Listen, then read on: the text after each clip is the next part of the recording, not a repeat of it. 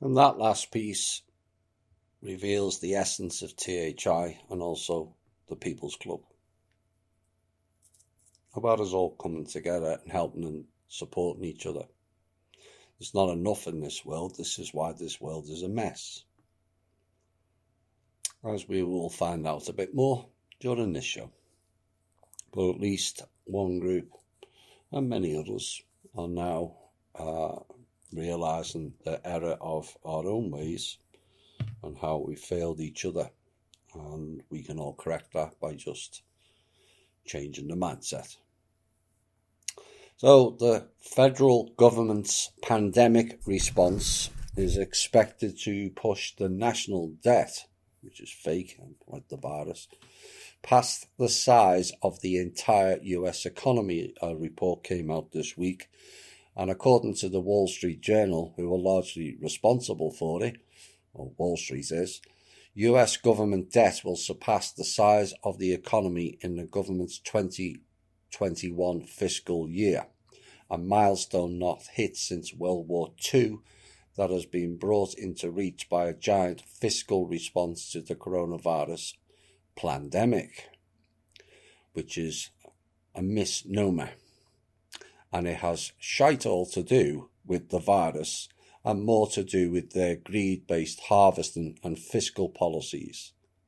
Fact. And it was said the Congressional Budget Office on Wednesday that federal debt held by the public is projected to reach or exceed 100% of US gross domestic product. And the report continued saying the broadest measure of US economic output in the fiscal year that begins on October the 1st. Well, actually, it's already surpassed it, based on the government's own debt clock, and the debt currently stands at 136.71%. That is 36.71% over what the country produces in its entirety of a given year. And so in basic terms, for every $100 we produce, we are spending $136.71, which may not seem a lot, but when government alone, just the government, costs alone are in the region of $12 to $15 billion per day, that mounts up. And that is just the federal debt. All debt to GDP is currently at 153.6%. The report goes on, however, the significant upswing in borrowing has not yet generated angst amongst investors or hampering the US's ability to borrow more. And investors have been gobbling up US Treasury assets, drawn to their relative safety. Good luck with that. You were duped with these bonds and treasuries in 2008, and yet 3 loops later, you all do the same. Oh dear. Moreover, interest rates are expected to remain low, suggesting the government still has plenty of room to borrow. No, it doesn't. The point is, only clowns wish for us to borrow to feed their debt, not our debt. Their debt, not our debt. And we have solutions on the White House table for 4 years now, and we've got what? Zip, nada, nothing. And Nero fiddles or golfs whilst the country burns, it seems. And no, it's not one man's fault either. It's all our fault.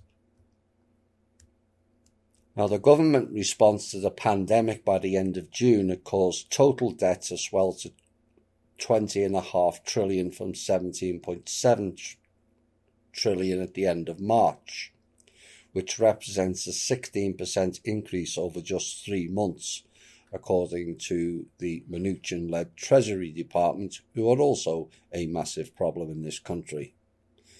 Now, the current debt, ignoring the fact that it was paid off in lieu of Federal Reserve debts to the trust, is actually 26.75 trillion.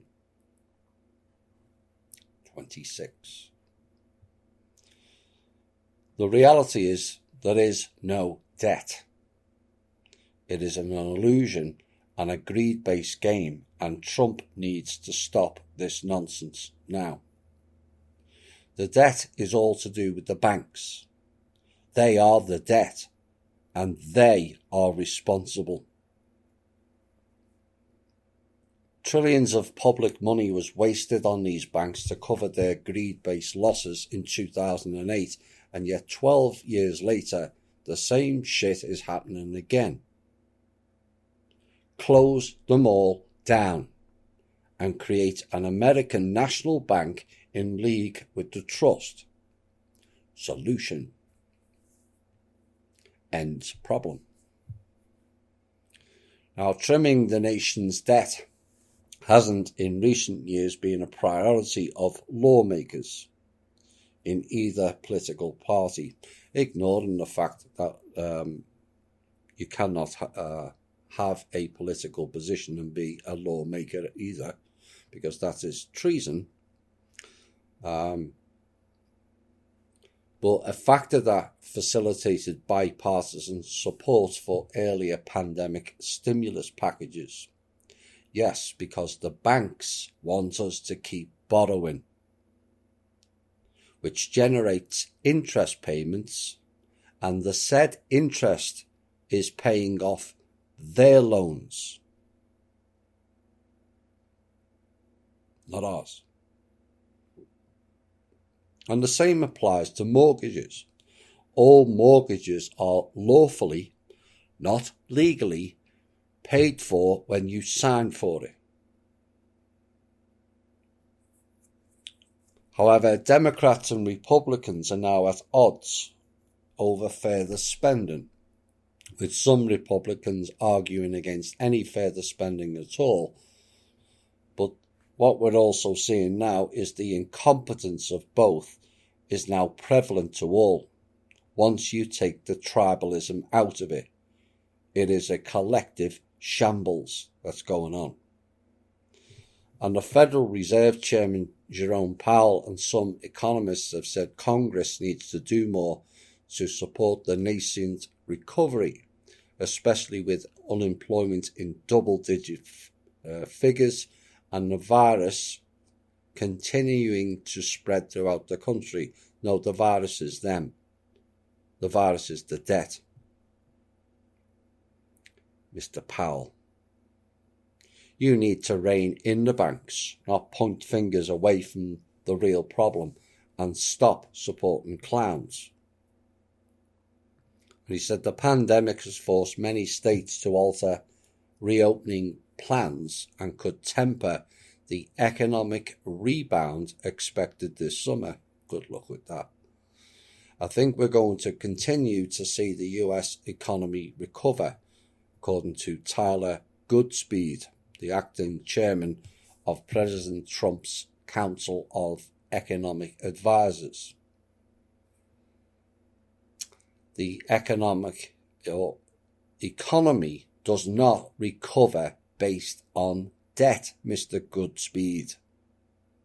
That is jackass thinking. And it said it would recover a lot faster with much less long-term scarring with additional support. And yet they have had the additional support. They've just failed in 4 years to provide a safe platform for that support to function. The trust. A federal appeals court ruled on Wednesday that the National Security Agency surveillance program that collected data on Americans' telephone calls was illegal and possibly unconstitutional. No shit, Sherlock. And so a 3-judge panel on the Ninth Circuit Court of Appeals ruled that the program, which was revealed by whistleblower Edward Snowden and allegedly officially ended in 2015, had violated US surveillance laws and potentially the Fourth Amendment of the Constitution. And despite their conclusion about the surveillance program, the judges upheld the convictions of 4 Somali immigrants who brought a legal challenge against it on appeal. Now, Wednesday's ruling came 7 years after the 4 were convicted in 2013 of sending money to the terrorist group Al-Shabaab. Snowden, who is cited repeatedly in the court's decision, revealed the surveillance program's existence just months after their trial in 2013. Now, under the program, the NSA collects and analyzes bulk data provided by telecommunication companies that is called metadata and algorithms, which we covered in the Clowns and Panic show. Now, that information included details on Americans' phone calls, such as the numbers they were calling and the duration of calls, but not the content, it said. Not the content. That's a lie. And allegedly, Congress passed a law ending the program in 2015. And if you believe that, you'll believe anything. Now, Patrick Toomey, a senior staff attorney with the American Civil Liberties Union, said he was disappointed that the court didn't find that the illegal surveillance affected the 4 defendants' convictions, but applauded the ruling for condemning bulk collection program. And he said today's ruling is a victory for our privacy rights, and the ruling makes plain that the NSA's bulk collection of American phone records violated the Constitution. And the decision also recognizes that when the government seeks to prosecute a person, it must give notice of the secret surveillance it used to gather its evidence. And this protection is vital given the proliferation of spying tools the government uses today. So there you have it. The metadata collection program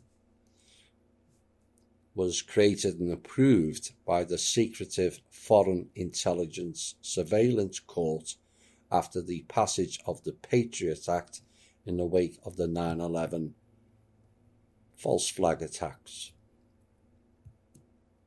And the court's decision Wednesday was written by Judge Marsha Berzon, who was a Clinton appointee, ruled that the bulk collection of phone records violated the requirement that agencies seek a court order when obtaining information relevant to an investigation from a private business. But the court predictably stopped short of ruling the metadata program unconstitutional and saying it was irrelevant to the defendant's convictions. Indeed. Anyone else notice whenever the term federal crops up, it appears to be not operating for the right causes, fairly, transparent, and often means of being against the people. The Federal Reserve, FBI, CDC, IRS, EPA, FCC, FDA, Freddie Mac, the states, the taxes, and even the Civil War was Federate against Confederate, and the list goes on. But the term federal means covenant, league, treaty, or alliance, all of which are binding terms again. And perhaps we need to pull out of that treaty and binding altogether for the benefit of the country and the people. The medical journal, The Lancet, is one of the world's big three scientific journals of medicine. That's the triumvirate of authorities for physicians worldwide. And the other two are the Journal of American Medical Association and the New England Journal of Medicine. Now, on August the 27th, The Lancet published Measuring Universal Health Coverage based on an index of effective coverage of health services in 204 countries and territories. And here is the visual that's in it, which shows the United States as having by far the world's costliest medical care at around $9,000 per person per year, and yet as having lower quality of health care than virtually all other industrialized nations do. Message to the Americans: remember, the third leading cause of death in this country is medical malpractice. Oops.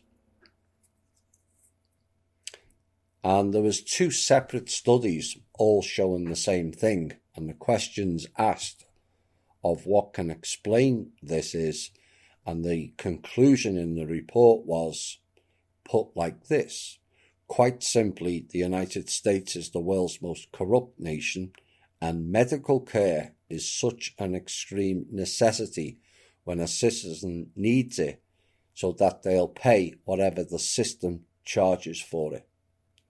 And investing in healthcare products and services is therefore enormously profitable in the United States. Actually, the only other market sector that competes with it for providing simultaneously high returns and low risk, which is the combination that offers the best of both worlds to investors, is consumer staples such as food, which likewise are necessities of life. How do you solve this? Well, we've come up with many solutions in this show, and it is my opinion that all things medical must have a nominal set limit of profit on every item or service to a maximum of 5% or less. And the idea that people see people's health as a way to make money is why our society has collapsed into the cesspit it is currently. Life over money is the way forward.